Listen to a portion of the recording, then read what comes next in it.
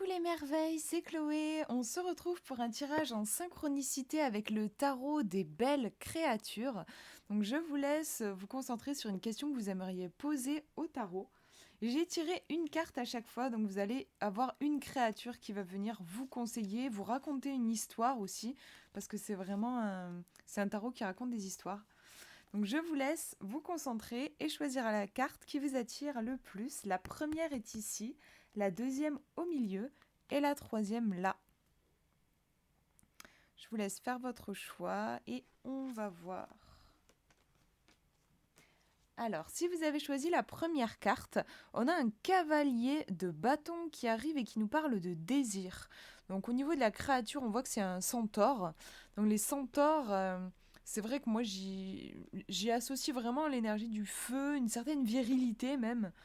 Bien que là, ce soit une jeune femme qui soit dessinée, mais comme je disais dans la vidéo de présentation, Jasmine Beckett-Griffith, l'illustratrice, je crois, ne fait que des femmes, à ma connaissance. Il me semble qu'elle fait que des femmes à chaque fois. Même les rois, d'ailleurs, dans ce tarot, sont représentés par des femmes. Donc voilà, c'est dire. Et là, ouais, on a cavalier de bâton, désir. On a cette énergie du feu, le feu du désir. Donc peut-être on vous pousse à vous interroger sur cette énergie. Est-ce que c'est une énergie que vous ressentez? Est-ce qu'en effet votre question est en lien avec un désir puissant que vous avez? Est-ce qu'au contraire vous avez l'impression que la flamme de votre désir est totalement étouffée et qu'elle n'est pas du tout en lien avec votre question? Mais c'est aussi, ça peut être un message en soi. Voilà, je vous laisse voir. On va regarder le livret, le cavalier de bâton. On va voir ce qu'il nous dit. Je vois que vous obtenez ce que vous voulez vraiment, quel qu'en soit le prix. Une archère pleine de sagesse tient un arc et une flèche, prête à mettre en joue ce qu'elle s'attend le plus à voir. Elle a cherché très loin et grâce à sa sagesse, elle sait exactement où le trouver. Forte de son expérience, elle voyage à la recherche de personnes désireuses d'obtenir ce qu'elle cherche. Quand elle en rencontre, elle leur prête son arc et sa flèche dans l'espoir de les aider à mettre la main dessus. Donc on a une idée ici, oui, j'avais pas fait gaffe, l'arc, la flèche, la cible, je cible l'objet de mon désir et je vais vers lui. L'énergie du cavalier de bâton est aventureuse, originale et sans attache. Le cavalier, dominé par Jupiter, planète de la chance et de l'expansion, est associé au signe du Sagittaire, dont l'archétype brûle de désir. Le Sagittaire est le signe de l'enseignement supérieur et des longs voyages. On nous dit le cavalier de bâton désigne une personne à l'enthousiasme croissant pour les petits et les grands plaisirs de la vie et qui s'assure qu'ils valent le coup et ne sont pas de simples lubies. Elle sait très bien que pour acquérir un nouveau savoir, elle doit le désirer ardemment. Du mauvais côté, cette personne peut avoir tendance à procrastiner et à attendre la dernière minute pour agir et à ne pas se montrer à la hauteur de ses devoirs. Ses désirs et les choses auxquelles elle aspire ne dépassent pas ses espoirs. Parfois, elle envie les autres dont les désirs sont bien plus intéressants et salutaires. Le cavalier de bâton signifie que vous êtes dans une situation où vous devriez montrer de l'enthousiasme pour ce que vous souhaitez et qui doit venir du fond de votre cœur, de vos émotions et de votre esprit. Ne prétendez pas que vous êtes heureux de quelque chose si ce n'est pas le cas. Invitez les autres à célébrer et à être heureux eux aussi. Il s'agira d'une action saine sur laquelle vous appuyez. Du mauvais côté, évitez de jouer le rôle de monsieur ou madame je sais tout. Vous devriez apprendre de nouvelles choses et arrêter de prétendre que vous les savez déjà. Faites des recherches avant de donner votre avis. S'il se trouve que vous maîtrisez un sujet et que ce n'est pas le cas des autres, soyez aimable et partagez votre savoir avec eux. Donc, je vous laisse voir comment le texte que je viens de lire là peut résonner pour vous. Moi, ce que je vois avec l'illustration et le mot désir et puis ce que je connais du cavalier de bâton, pour moi, c'est une carte que je ressens comme positive qui vous pousse en avant, en fait, là. C'est une énergie qui vous pousse vraiment, qui vous invite à vous reconnecter à votre feu intérieur. Cette flamme à laquelle on est très connecté quand on est enfant.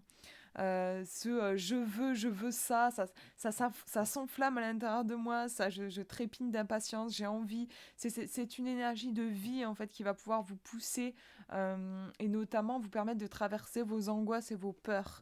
Le centaure en a un animal, enfin une créature légendaire plutôt qui est puissante. Je me suis jamais retrouvée à côté d'un centaure, mais je pense que ça... Enfin, moi, je pense que je serais un peu intimidée. Je trouve qu'il y a une énergie très puissante, très yang, très affirmée. Donc, par rapport à votre question, je pense qu'on vous demande d'incarner cette énergie-là de feu, de j'y vais. Si, au contraire, si votre question ne concernait absolument pas un projet, un truc qui n'a rien à voir justement avec le feu à l'intérieur de vous, et ben justement, ça peut être le message. Parfois, les cartes, elles ne répondent pas précisément à notre question, elles nous redirigent.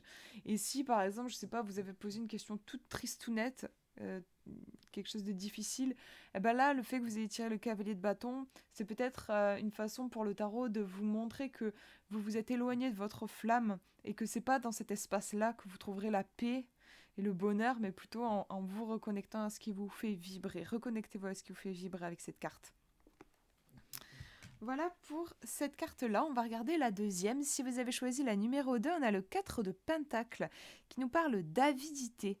Donc on voit... alors, enfin justement, j'allais dire on voit, j'ai un peu du mal à voir. Et en fait, on est vraiment comme si on était dans une caverne, avec quelque chose d'assez sombre.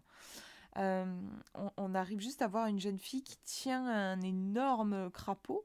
Euh, Ça me fait penser un peu au crapaud qui, dans les contes de fées, qui en fait peut-être est un prince, je sais pas trop. On nous parle d'avidité. On va voir le livret. Comme c'est un tarot qui raconte des histoires, j'aime bien vraiment me baser sur le livret plus que sur... encore que sur les cartes, je trouve que ça nourrit vraiment. Autrefois, tout comme vous, je me suis accrochée trop fort à une chose. Vous devez apprendre à vous en libérer avant qu'elle ne vous consume. Voilà ce que nous dit le 4 de bâton. Une princesse des marais a trouvé une grenouille. Pardon, je l'ai traitée de crapaud, mais c'est une grenouille. Une grenouille d'une espèce rare nageant dans un lagon devant son royaume. Elle n'avait jamais rien vu d'aussi beau. Et elle connaît et sent la valeur absolue de la créature qu'elle enserre de son bras nu. L'avidité s'est emparée d'elle. Elle sait très bien que d'autres se battront pour obtenir le prix en possession. Chaque minute, elle s'attache davantage à cet animal qu'elle ne supporterait pas de voir partir. Cette possession matérielle restera donc avec elle pour toujours, jusqu'à sa mort ou jusqu'à la fin des temps. On a un truc, oui, très... une obstination ici, quelque chose qui s'agrippe, qui s'agrippe, qui s'agrippe, euh, peut-être par une peur de l'insécurité. On nous dit dans une lecture, cette carte représente le fait d'être trop attaché aux choses matérielles ou à quelqu'un. Je dirais même aussi à une situation. Vous devenez obsessionnel et cela vous rend instable et égoïste. Vous ne vous souciez que de vos propres besoins, vous accumulez des choses matérielles inutiles et vous devenez avare. Vous ne comprenez pas ce qu'est la perte.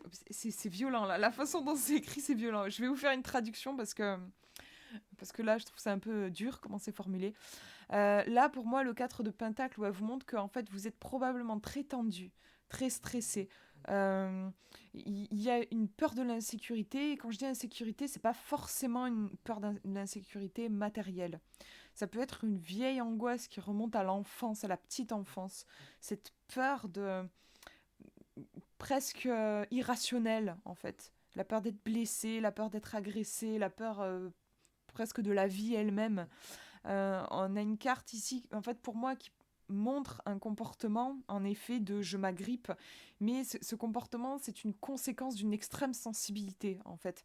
Souvent, les gens qui sont beaucoup dans le contrôle, qui sont un peu, oui, c'est ça, dans le contrôle, à pas vouloir lâcher les choses, tout ça, en fait, ce sont des personnes qui sont très angoissées dans le fond. Donc, vous voyez si ça résonne par rapport à votre question, par rapport à vous. Là, je pense que... on vous demande déjà, si c'est le cas, de prendre conscience de ça, de prendre conscience peut-être de la tension que vous ressentez en ce moment et l'importance de lâcher prise, relâcher votre emprise. Mais peut-être que pour pouvoir le faire, vous allez avoir besoin, en fait, moi j'ai l'impression qu'il y a, comme je disais, une grande sensibilité. Peut-être que pour pouvoir lâcher votre grenouille, vous allez avoir peut-être besoin de nourrir vos besoins. C'est intéressant ici parce qu'en fait, pour moi, là, il y a une confusion un peu entre la stratégie et le besoin. C'est-à-dire, vous pouvez avoir l'impression qu'il faut que vous vous accrochiez à votre grenouille, alors que c'est pas de votre grenouille dont vous avez besoin. C'est peut-être, par exemple, de vous sentir plus en sécurité, comme je disais, dans la vie. Et moi, je sais que quand je ressens ça, c'est par des petites choses que je peux m'offrir cette sécurité.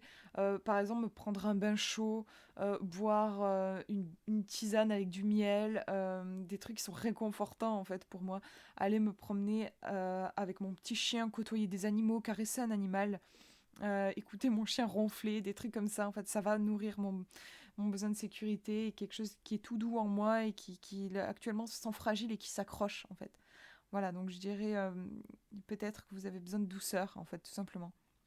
C'est paradoxal, en fait, en soi.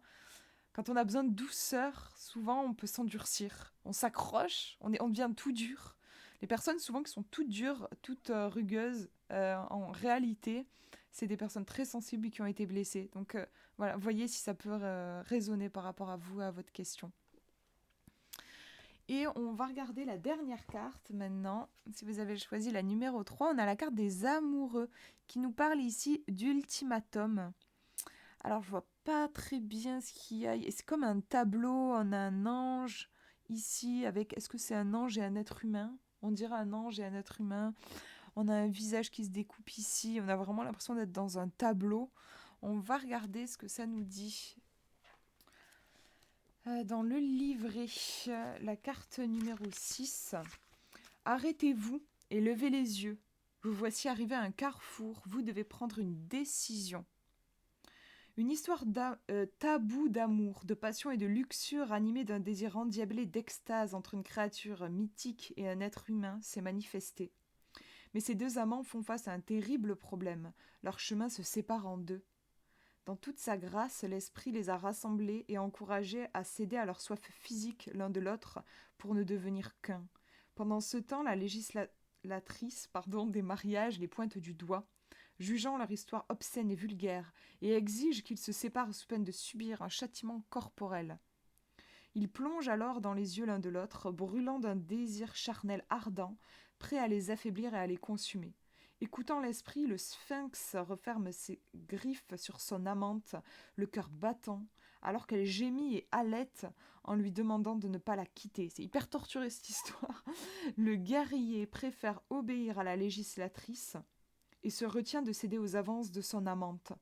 Avec douleur et malgré son désir, pour leur bien et leur sécurité à tous les deux, les voici face à un choix, se sauver de leur amour ou céder à la tentation et en payer le prix. Ouais, on a un truc très tragique, romantique, là, on a un vrai dilemme ici. On nous dit l'apparition de cette carte dans une lecture signifie que vous éprouvez une passion forte et avancée pour une personne ou autre chose.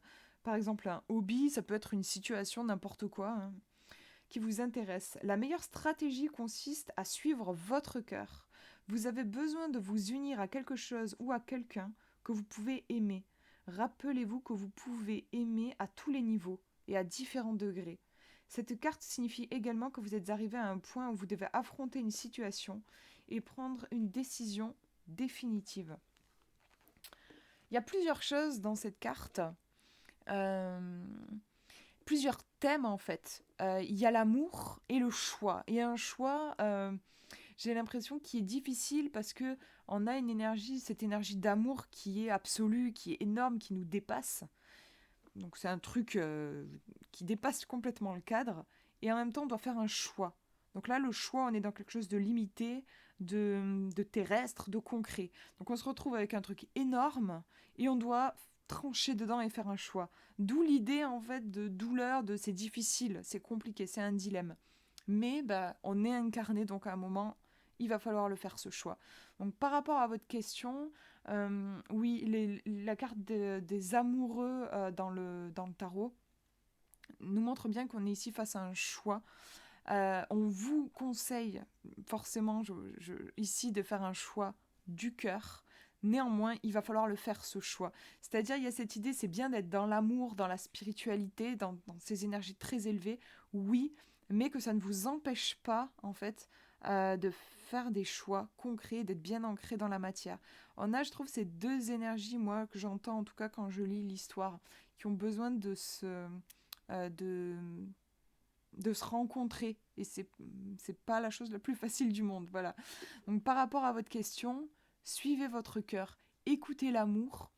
c'est hyper important, mais il ne faut pas non plus que ça soit un truc qui vous perche et qui vous empêche de faire des choix concrets dans votre vie. Suivez la voie de l'amour et positionnez-vous dans la matière. Voilà, c'est comme ça moi que je le ressens. Après, je vous laisse voir aussi vous comment cette petite histoire peut vous parler par rapport à votre question. Voilà pour ces tirages, j'espère que ça vous aura parlé. Je vous fais de gros bisous, prenez bien soin de vous.